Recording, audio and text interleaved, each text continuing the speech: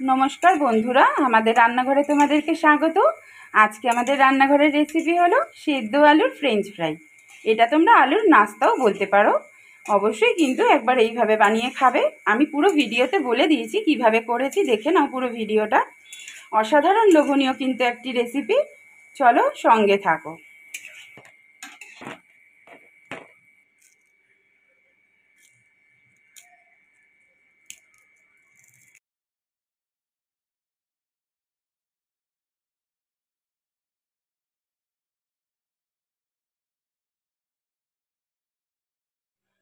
মশলাদার French fry বানানোর জন্য দেখো আমি এখানে 5টা আলু সেদ্ধ করে নিয়েছি। আলুটা সবার প্রথমেই আমি একটা গ্রেটার দিয়ে গ্রেট করে নিচ্ছি।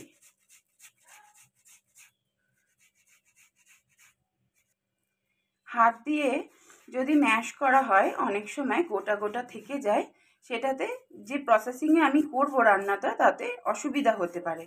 তাই গ্রেটার দিয়ে যদি করে নাও সম্পূর্ণ আলুটাই কিন্তু একদম নরমভাবে গ্রেট হয়ে যাবে। সবকটা আলুই আমার গ্রেট করা হয়ে গেছে। স্বাদ মতন লবণ দিয়ে দিলাম সবার প্রথমেই। চা চামচের 3 চামচ কর্নস্টার্চ দিয়ে দিলাম, কর্নফ্লাওয়ারও বলে একে। অল্প একটু ধনেপাতা কুচি দিয়ে দিলাম। চিলি ফ্লেক্স দিয়ে দিলাম বড় চামচের 1 চামচ। 1 টেবিল চামচ চাট মশলা দিয়ে দিলাম। সব উপকরণ একসাথে খুব ভালো করে দেখো আমি মেখে নিচ্ছি আলুর সাথে। অনেক রকমেরই তো আমরা ফ্রেঞ্চ ফ্রাই খেয়ে থাকি, কিন্তু এই ফ্রেঞ্চ ফ্রাইটার স্বাদ এতই দুর্দান্ত হয়, অবশ্যই একবার বাড়িতে করে খাবে। সন্ধেবেলা স্ন্যাক্সের জন্য কিন্তু ভীষণই ভালো এটা। সসের সাথে খেলে ভীষণ ভালো লাগে, অথবা চায়ের সাথেও খেতে পারো। এরকম একটা ময়দার ডোয়ের মতো দেখো আমি তৈরি করে নিয়েছি। চাকির ওপরে দেখো আমি সামান্য একটু কর্নফ্লাওয়ার হাত দিয়ে ছড়িয়ে নিয়েছি। আলুর একটা ভাগ আমি তুলে নিলাম। এরকম ময়দা যেভাবে আমরা বেলি এইভাবে ডো করে নিয়েছি। হাত দিয়ে একটু প্রেস করে নিলাম। এপিট ওপিট অল্প করে কিন্তু কর্নফ্লাওয়ার আমি লাগিয়ে নিয়েছি। দিয়ে আলুটা কিন্তু ময়দার মতোই দেখো এরকম ঘুরিয়ে ঘুরিয়ে যতটা সম্ভব একটু গোল করে বেলে নিতে হবে। অবশ্যই কিন্তু এই সময় কর্নফ্লাওয়ারের গুঁড়ো দিতে হবে, যেহেতু সেদ্ধ আলু, না হলে কিন্তু লেগে যাবে। দেখো পুরোটা দেখাতে পাচ্ছি নিশ্চয়ই, ঠিক এরকম হবে। একটা ছুরির সাহায্যে ফ্রেঞ্চ ফ্রাই যেরকম সরু সরু লম্বা হয় সেইভাবে দেখো আমি কেটে নিচ্ছি। আগে দুটো সাইড আমি কেটে বাদ দিয়ে দিলাম।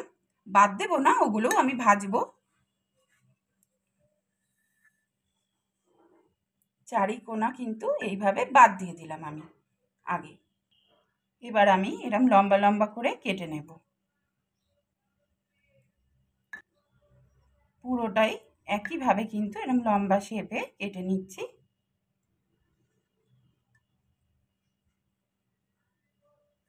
এবার মাঝখান থেকে 2 টুকরো করে দিচ্ছি, নিয়ে একটা পাত্রে আমি রেখে দিচ্ছি। সব কটাই দেখো একইভাবে করে নেব।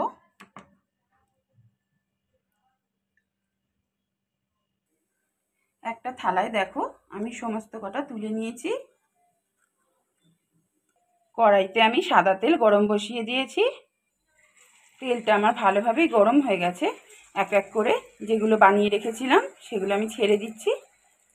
একসাথে খুব বেশি ছাড়বো না, অল্প অল্প করে ছাড়বো। এই সময় কিন্তু ফ্লেমটা হাই রাখতে হবে। কিছুক্ষণ পর আমি মিডিয়াম ফ্লেমে দিয়ে দেব।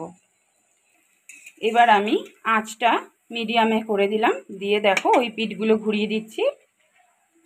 ধৈর্য ধরে আস্তে আস্তে কিন্তু ভাজতে হবে। এই নাস্তাটা কিন্তু অত্যন্ত সুস্বাদু। অবশ্যই বাড়িতে এইভাবে বানিয়ে খাবে। ফ্রেঞ্চ ফ্রাই তো আমরা অনেক রকমভাবে খাই, কিন্তু এর স্বাদটা পুরোই আলাদা হয়। বাচ্চারা তো খুবই পছন্দ করবে, বড়রাও খুব ভালোভাবে খাবে। 80% কিন্তু ফ্রেঞ্চ ফ্রাই আমার রেডি হয়ে গেছে। এই সময় আমি আর ডিপ ফ্রাই করছি না, তুলে রাখছি। পরে আমি আরেকবার ভাজবো, তাতে করে মুচমুচেটা হবে খুব। সেকেন্ড ব্যাচেরগুলো আমার ভাজা হয়ে গেছে। এইভাবে সবগুলো করে আমি ফিরে আসছি।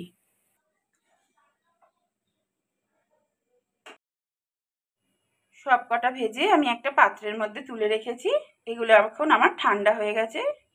আবার আমি তেলটা গরম করে নিচ্ছি, যেহেতু ডিপ ফ্রাই করব। তেলটা মিডিয়াম গরম করে নিয়েছি। এবার এক এক করে ভাজা আলুর নাস্তাগুলো আমি দিয়ে দিচ্ছি। এইভাবে ডিপ ফ্রাই করলে কিন্তু খুব মুচমুচে হবে। একবার ভেজেও তোমরা খেতে পারো, কিন্তু দুবার ভাজলে কিন্তু এর স্বাদটাই বদলে যাবে। ভাজাটা হয়ে গেছে, এই সময় তুলে নিচ্ছি। 1 থেকে 1.5 মিনিট ভাজলেই যথেষ্ট। বাকিগুলোও আমি একইভাবে ছেড়ে দিচ্ছি। এই সময় কিন্তু স্টিমটা হাই রাখতে হবে, লো রাখলে কিন্তু মচমচে হবে না। অবশ্যই কিন্তু এইভাবে করে খাবে, বাড়িতে বাচ্চা থেকে বড় সকলেরই কিন্তু খুব ভালো লাগবে এইটা খেতে। সেদ্ধ আলুর ফ্রেঞ্চ ফ্রাই আমার রেডি হয়ে গেছে। আজ এই পর্যন্তই। আজকের ভিডিও যদি তোমাদের ভালো লেগে থাকে অবশ্যই লাইক কমেন্ট শেয়ার করবে। খুব শিগগিরই আবার অন্য একটা ভিডিও নিয়ে দেখা হচ্ছে আমাদের রান্নাঘরে। আজ এই পর্যন্তই।